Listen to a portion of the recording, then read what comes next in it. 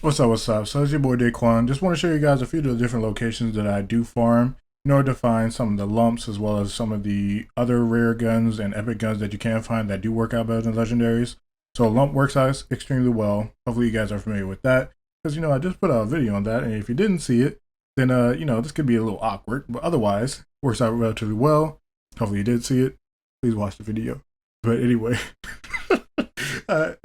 So yeah, the lump, super duper good gun. Probably one of the best mobbing launchers inside the game right now. Carbuncle is a gun that has been recommended a little bit on paper. I'll show you this other one. On paper, this one does about 5,800 damage with the initial shot and then even more damage with the explosion. On paper, it seems like it works out relatively well, but it is in direct competition with the Maggie. So I'm not 100% sure on it yet. I can't just outwardly recommend it, but it might have a potential spot in a couple of builds. So play around with that. If you do have one, see what you like. I'll see if I can come together with something. And then the protuberance, which I'll show on the screen because I don't have one in my inventory right now, is a shotgun that does good damage with the initial hit and then spreads out. Relatively good shotgun. And then the TDR shotguns are going to be the ones that you want to go ahead and throw and do a ton of damage with TDR anything, really. You could do TDR Zane, TDR anything. So the first spot on our list that we're going to go ahead and go to is one that you guys should be relatively familiar with, honestly. Hopefully you guys are. This is the Voracious Canopy, Eden 6 area. And then we go over to the Jabbermogwai, aka the Little Gremlin Boys. So the Little Gremlin Boys, if you have a ice type weapon or ice grenades, you can farm these indefinitely. You throw the grenade at them, and then especially with flak and using a rack setup, which we are inside right now, you throw the grenade, we rack, throw the grenade, rack, throw the grenade, rack, and rinse and repeat. And now this is something that you can do AFK if you do have if you're on, I guess if you're on console, you can tape down a button or two, maybe. But for the PC, I actually macro this sometimes so that way I can just AFK farm. And I come back, look at the ground real quick, see that there's nothing right there, close out the game, think about my life and my life choices up to this point, and then, rinse and repeat. But we're going to go ahead and show you what you can do. So you can get beat up by homie right here. So this, okay, yeah, it's duplicating. I'm not even gonna lie. One time, homie did not duplicate, which is the weirdest thing I've ever seen in my life. And so you get beat up. And then there's two different ways that you can go about this. Once you do have a bunch of them on the ground, I'll show you the method that I mainly use. So we hit about 4,000. And we want to have this on, actually. So this is the invulnerability artifact. We're going to use a invulnerability glitch for this portion of it. And we might have put it on at a bad time. No, I actually got it perfectly.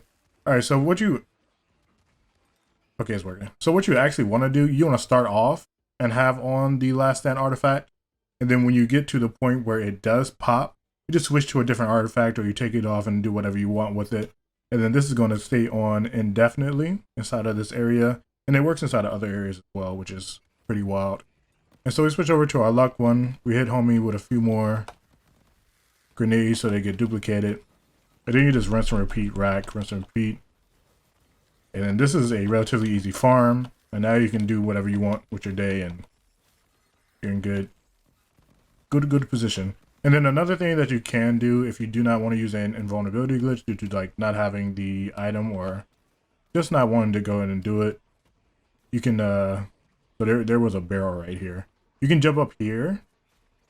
I'm gonna see if I can get this in the next 5 seconds. If not, we are going to jump to me up there, to be honest. Okay, buddy. Yeah, looks like we're jumping to that portion. Oh, never mind, we're good. Alright, so yeah, if you position yourself the right way, you can get up here, and then you see that they disperse. So if you are macroing it, you kind of want to be aware of them dispersing, so you want to readjust where you're throwing stuff at. The reoccurring Merv does work out a bit better than the Mervtacular, but I do not have that one on me right now, so I'll just be doing this. Just rinse and repeat. You're able to get a whole bunch of different rares, a whole bunch of different purples like this. After a certain amount of time, stuff does start to despawn. You'll find a few legendaries, but not too many. This seemed like it was recently gutted, because online this was working out really well to pick up legendaries earlier, but they kind of switched it up recently. I feel like they kind of ninja gutted it. I don't know. a little weird. But yeah, you can just farm like this. You can use ice weapons also, so I might end up like spamming this and then shooting off a cryo lump into the crowd and getting like a triple down effect. But this is one farming method. Let's hop right into the next one that might not be too usual. Okay, now we're in Sanctuary. So you guys are familiar with this. So the location that we actually do go to, and I always check this vending machine, is the one that is right by, what's my man's name, Earl? I don't remember what his name is because I haven't bought anything from him for like 30 plus days. So you go down here, you go to this vending machine, and you guys are probably familiar with this one. Now this thing has all anointed items inside of it, ranging from green to purple. And then it also sells alien tech weapons as well. Inside of this run, we didn't get anything, unfortunately, but just be on the lookout here. This is where I found really good TDRs. I found really good quickies, which is another good blue/purple gun.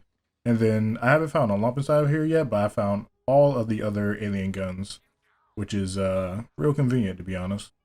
So it should be able to spawn in here, but I'm not 100% sure. All the other ones do spawn in here though, so it'll be a little odd for a lump not to pop up in here, but I do not have verification, unfortunately. So I'll show you guys the last little spot. So this is the last spot they can actually farm. You guys are super familiar with this.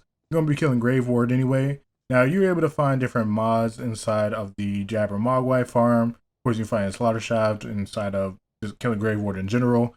And then you were able to find the specific guns, and you're not really going to look for shields, but the specific guns inside the Sanctuary area. This is going to be the location that you're going to be able to find some mods. And you hit a nice little double up because you're going to run over to this machine right here. So this was a method that was brought to my attention by Morning After Kill. It's a gentleman that does do YouTube videos. This video popped up in my recommended feed for whatever reason, so I clicked on it, looked at it.